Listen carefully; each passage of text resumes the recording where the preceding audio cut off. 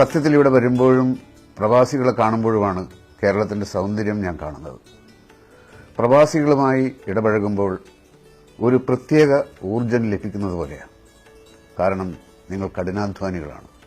എല്ലാ പ്രതികൂല സാഹചര്യങ്ങളെയും അതിജീവിച്ച് ജീവിതത്തെ സുന്ദരമാക്കാൻ ശ്രമിക്കുന്നവരാണ്. ഞാൻ മനസ്സിലാക്കുന്നത് നിങ്ങൾ സുഖവാസം തേടിയല്ല കടൽ കടന്ന് ഇവിടെ എത്തിയത്.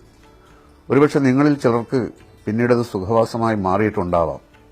ഇപ്പോഴത്തെ പ്രവാസത്തിന്റെ സാമൂഹിക അവസ്ഥ ഓരോ പ്രവാസി സുഹൃത്തുക്കളും നന്നായി മനസ്സിലാക്കി ജീവിതത്തിൽ കൂടുതൽ സാമ്പത്തിക ചിട്ട അനുവർത്തിക്കേണ്ട സമയമാണ്.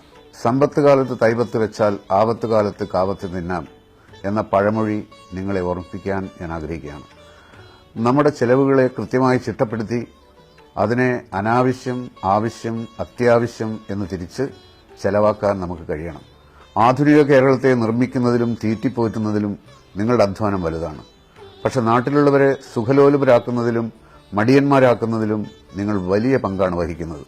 അതുകൊണ്ട് നിങ്ങൾ പ്രത്യേകിച്ച് ചെറിയ വരുമാനക്കാർ അവരുടെ ശമ്പളവും ജോലിയുടെ സ്വഭാവവും വീട്ടുകാരെ അറിയിക്കണം. എങ്കിലേ അവർക്ക് സൂക്ഷിച്ച് ചെലവഴിക്കാൻ കഴിയൂ.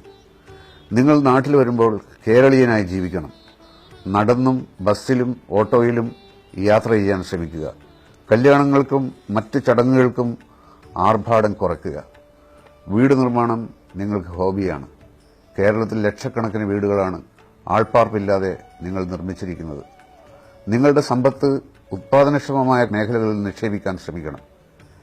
ഇപ്പോൾ ഇത്രയും കാര്യങ്ങൾ ഞാൻ സൂചിപ്പിക്കുന്നത് UAE-യിലെ പ്രവാസി സംഘടനയായ പ്രവാസി ഇന്ത്യ പാഴാക്കരുത് ഈ പ്രവാസം എന്ന ടൈറ്റിലിൽ വിപുലമായ ക്യാമ്പയിൻ നടത്തുന്നുണ്ട്.